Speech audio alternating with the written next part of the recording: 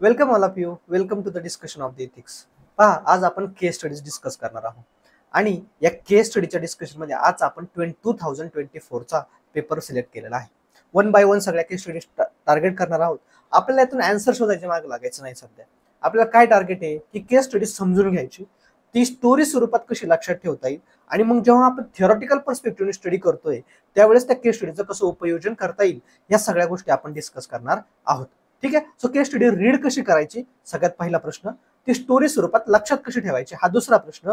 कशा प्रकारचे क्वेश्चन येतात, हे तिसरा प्रश्न. आणि युपीएससीचा काय पॅटर्न चालू आहे, जेणेकरून युपीएससी मराठी मीडियमचे जे स्टुडंट्स आहेत, जे पुढच्या वर्षी युपीएससी देऊ इच्छितात किंवा एमपीएससी वाले सुद्धा स्टुडंट ज्यांना युपीएससी पण द्यायचे आहे, त्यांच्यासाठी देखील हे हेल्पफुल आहे.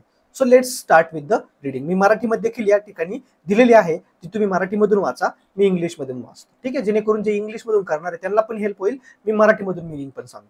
पहा, let's begin. There is a technological company. So technological important आहे. ठीक आहे, there is a technological company. So first thing, named ABC. आपल्याला त्याची काय घेणं नाही, कोणतं ना काय नेम.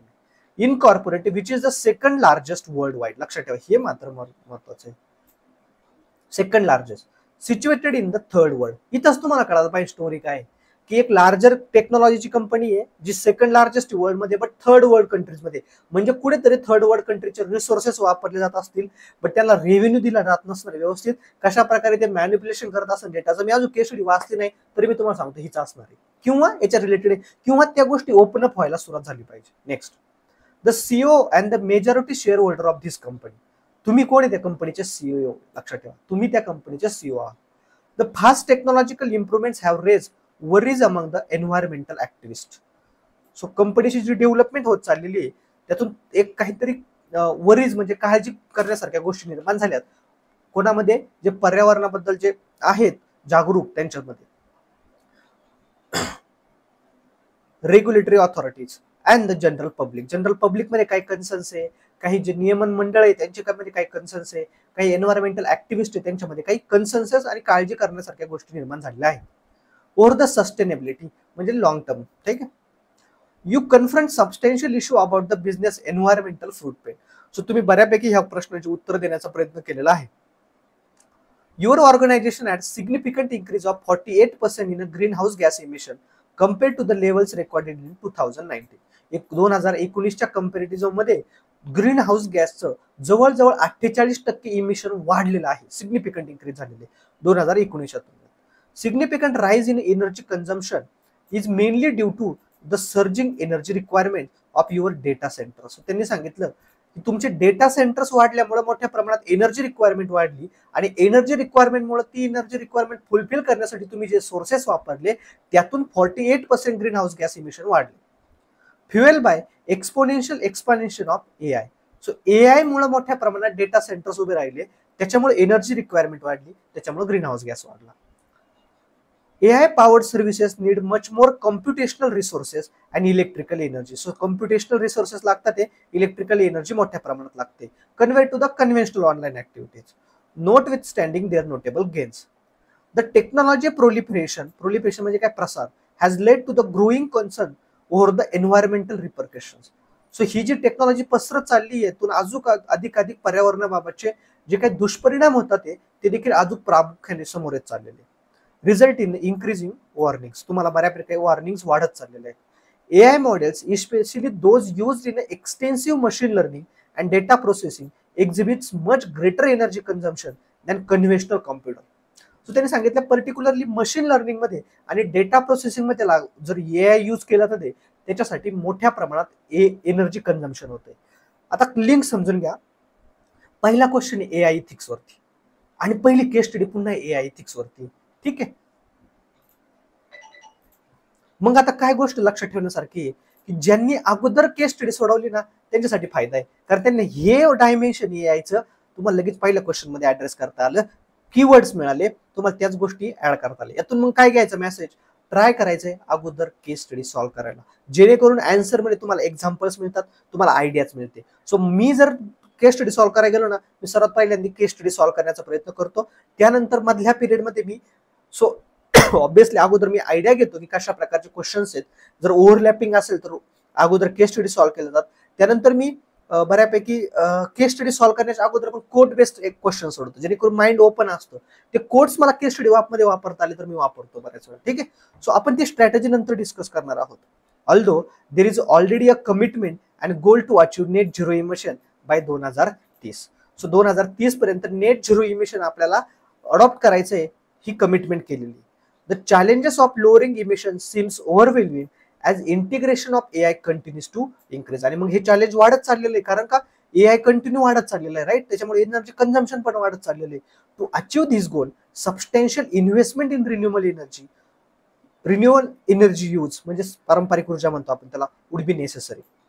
अपारंपरिक म्हणतो, सॉरी. ठीक आहे, सो जे रिन्युएबल एनर्जीमध्ये जे काय मोठ्या प्रमाणात इन्व्हेस्टमेंटची गरज आहे ती आता नीड त्याची दिसून यायला लागली, त्याची नेसेसिटी दिसून यायला लागलेली. The difficulty is exaggerated by competitive environment of technology sector, but at the same time तुमच्याकडे कॉम्पिटेटिव्ह सेक्टर पण आहे टेक्नॉलॉजीचं, where rapid innovation is essential. म्हणजे त्यांनी काय सांगितलं, एका बाजूला तुम्हाला रिन्युएबल एनर्जीमध्ये पण इन्व्हेस्ट करायचं आहे, दुसऱ्या बाजूला तुम्हाला टेक्नॉलॉजीच्या इनोव्हेशन मध्ये पण इन्व्हेस्ट करायचं, अदरवाईज तुम्ही स्पर्धेतून बाहेर पडाल. ठीक आहे, preserving market standing and shareholders worth. To achieve a balance between the innovation, profitability and sustainability, a strategic move is necessary that is in line with both business objectives and ethical obligation. So तुमचे जे काही नैतिक तुमच्यावर obligation आहे plus बिझनेसचे काही उद्दिष्ट आहे, हे साध्य करताना तुम्हाला एक समतोल राखायचा आहे. नाविन्यता, प्रॉफिटेबिलिटी, इनोव्हेशन, प्रॉफिटेबिलिटी आणि सस्टेनेबिलिटी याच्यामध्ये तुम्हाला समतोल राखणार. तो कशा पद्धतीने तुम्ही राखू शकता as a CO of A company. आता स्टोरी लक्षात घ्या. ठीक आहे, सगळं विसरून जा. स्टोरी काय, एक कंपनी आहे, ती one of the largest world मध्ये, आणि त्या कंपनीचा मी सीओ पण आहे आणि शेअर होल्डर पण आहे, राईट. त्या कंपनीच्या कंटेक्समध्ये सॉरी त्या कंपनीच्या कंटेक्समध्ये येस, सो त्या कंपनीच्या कंटेक्समध्ये मला काय सांगायचं स्टोरी पहा. सो ती कंपनी टेक्नॉलॉजीची कंपनी, त्यामुळे दिवसेंदिवस एआयचं प्रमाण वाढत चाललंय, आणि एआय मुळे डेटा सेंटर्स उभे करावे लागतात. Particularly machine learning, data accumulation किंवा डेटा प्रोसेसिंग या सेक्टरमध्ये एनर्जीचा मोठ्या प्रमाणात यूज होतो, एनर्जी कन्झम्पशन जास्त होते. परिणामी माझे एनर्जीचा यूज वाढल्यामुळे माझं ग्रीन हाऊस गॅसेस इमिशन वाढलेले. सो त्या कंटेक्समध्ये मला काय करता येईल, आणि याच्याबद्दल बरेचसे कन्सर्न्स वाढलेले. एन्व्हायरमेंटल ऍक्टिव्हिस्ट असू द्या, रेग्युलेटरी बॉडीज असू द्या, जनरल पब्लिक असू द्या, सगळ्यांमध्ये एक काळजीची भावना निर्माण झाली. या कंटेक्समध्ये मी ऍज अ सीओ काय करू शकतो, जेणेकरून मला टेक्नॉलॉजीचं इनोव्हेशन पण करत राहायचंय, जेणेकरून मी स्पर्धेत टिकून राहील, माझी कंपनी जास्तीत जास्त प्रॉफिट कमवेल, आणि ऍट द सेम टाइम मला सस्टेनेबिलिटी पण जाता येईल. जे माझं इथिकल ऑब्लिगेशन आहे एन्व्हायरमेंटल कन्झर्वेशनचं, ते पण मला जपता येईल. यासाठी मला काय करता येईल, ही सिंपल केस स्टडी, ही स्टोरी लक्षात ठेवा. ठीक आहे, मग क्वेश्चन काय, इमिजिएट रिस्पॉन्स काय असेल तुम्हाला, वरच्या याच्यामध्ये जे काही चॅलेंजेस आहे त्याच्यामध्ये इमिजिएट रिस्पॉन्स काय असेल, पहिलं. दुसरं, discuss the ethical issue involve in the case, वरच्या केसमध्ये कोणते कोणते इथिकल इश्यूज इन्व्हॉल्व आहेत ते डिस्कस करा. Third thing, your company has been identified to be penalised by technological giants. What logical and ethical arguments will you put for to convince about it necessary. तुमची कंपनी आता penalise केली जाणार आहे, तुमच्या कंपनीला शिक्षा केली जाऊ शकते. त्या कंटेक्समध्ये तुम्ही कशा प्रकारे आर्ग्युमेंट्स पुट फॉरवर्ड कराल, तुमची बाजू कशी मांडाल, ते त्यांनी विचारले. Next, being a conscience, what measures would you adopt to maintain a balance between AI innovation and environmental footprint. तुम्ही अशा कोणत्या उपाययोजना कराल की जेणेकरून एन्व्हायरमेंटल फुटप्रिंट म्हणजे काय, पर्यावरणावर ते जास्त ताण पण येणार नाही, at the same time AI innovation पण वाढत जाईल.